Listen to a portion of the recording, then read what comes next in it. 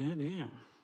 Anyways, so S&P 500 timing date, Arizona time. We're gonna start off monthly wise.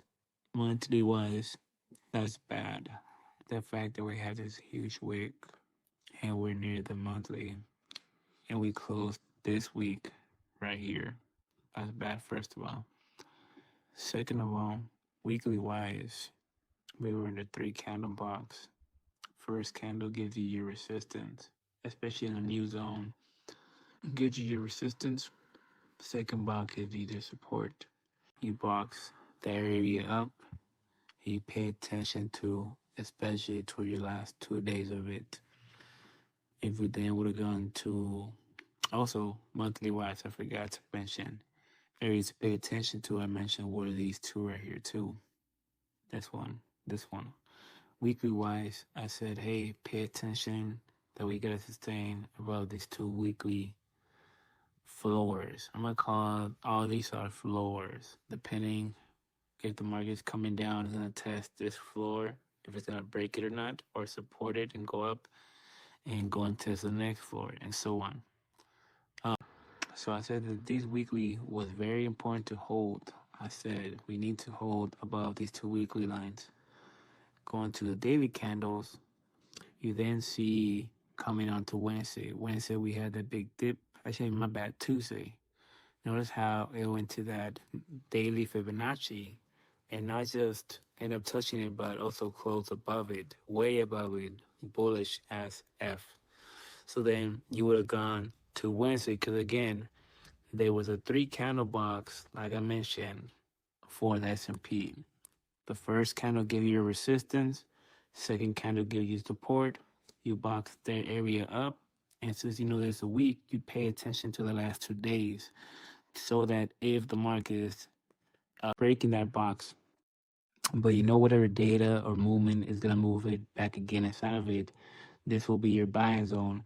That way, as the market goes up, gets inside this box, completes it, and now breaks above it, you're in the profit. You're in profit. Instead of people waiting for the market to push up, get above this area right here, breaking this resistance here, and shooting on up and making some good money, you would have catch it in a lower region.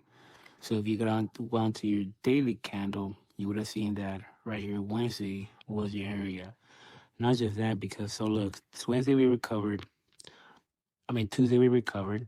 Look how on Wednesday we end up breaking through this important area that says the market needs to hold or break through. So the fact that on Wednesday we closed the day above that resistance was very bullish. So then, and then Thursday and Friday were your big hitters if you think how the market was playing out. Thursday and Friday were your labor market impact. And then those are the ones that investors was looking forward to because they know the Fed is looking forward to that. That's why on Wednesday you see this big movement up, especially Thursday. Thursday's data came out and it was bad, but not bad to where like they were worried. Because what investors want to get bad data, soft bad data, so the Fed can be like, look, you guys, they're getting bad news.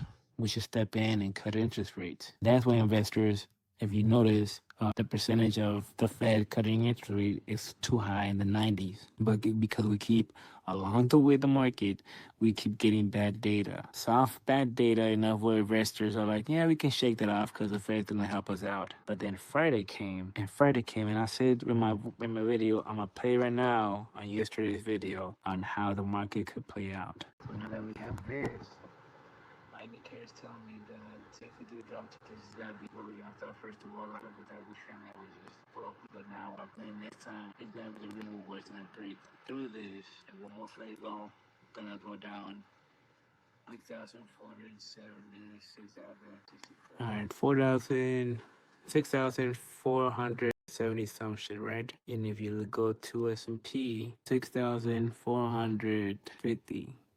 So it passed through my 700, but actually, I then said pay attention to your 745, 830. That's when the market is gonna start stabilizing, showing you what it's gonna do. If it's gonna be red, down here or doing this right here. As you can see, once you get to 8, the market starts stabilizing, and then from there it just sustains and ends up closing in the 6,400 range that I mentioned. So when I saw early in the morning, when I was looking at this in my videos, if you see it yesterday, like I said, this was from yesterday, 19 hours ago. I mentioned how that could happen. And I mentioned that because of this, how at 6 in the morning, instead of shooting on up, because think about it, the data came out at 5:30, a full hour of the market analyzing this. It wasn't a whole 1 hour for the market to analyze this one data. Damn, it's gonna take us more longer than that to analyze this. No, they tricked you. So also right here, it's a 3 candle box. First candle give you the resistance. Second candle give you support. And then the second one, it was an 1 hour candle. So you would have gone to your 50-minute candle. And then the moment it would have catch this right here, it would have gone for a sell. But to me, it was this one right here. Just the fact that this 6 hour candle was just holding when it should have been shooting on up at 6:15, the latest, because of how good the news was. But so I was like, nah, this is most likely gonna drop. And that's why I say, yeah, that's why I said if it drops, it's gonna first test this support right here. But since it's the bad data, it's most likely gonna shoot through that and close in this area right here. Now that's why I mentioned that video right there, because their reaction, their trading view came out with it comes out with these reports at the end of the week. You know, it gives you this, the S&P closed so and so at this price because investors gives you all that bullshit, right? So then I went to ChatGPT, told me in a simple fucking form.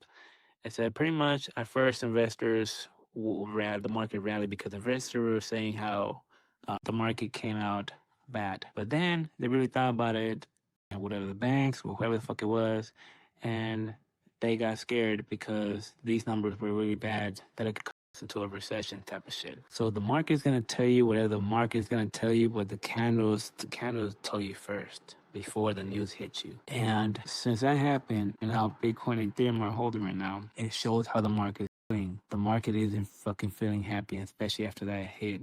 You see how even Bitcoin reacted to it, and you see how even the 1 hour candle did the same thing. The 3 candle box dropped, same shit. You see Ethereum, 3 candle box right here. Third candle just fucking dropped. So all these similarities that Ethereum, Bitcoin, S&P are synchronized in a way. Friday through Sunday is how crypto tells you how the S&P is acting. Seeing how it is, most likely we're gonna stay in this zone right here and just start dropping. We're mostly gonna hope because still too early. We'll find out Saturday evening. You'll start seeing it more, especially once we get to Sunday, because either Trump is gonna tweet something to save the market, whatnot, line it up, or he isn't gonna do nothing and the market's gonna open where it opened. And next week we're gonna be looking forward to CPI on Thursday. And then because he's gonna be talking on the 17th, the Fed's gonna be talking on the 17th. So far all this data, that's why they're worried. They worry because they worry that he's gonna fucking do some crazy shit. But anyways, you guys, I just wanted to summarize the S&P. I didn't really want to go down to Bitcoin and Ethereum, but by Saturday I want to see Bitcoin or Ethereum break from this area right here. If by Saturday evening or whatnot, I doubt it. We're probably gonna start dropping or giving those hints of dropping early. It's not gonna drop, but it's gonna give you those hints of dropping. Saturday evening, it will really start telling you how the market is feeling. All right, you guys. So I'm gonna log out. I don't want to make you guys complicated or anything. Brian Seacrest signing out. Hey, buddy. Happy Saturday. Yeah.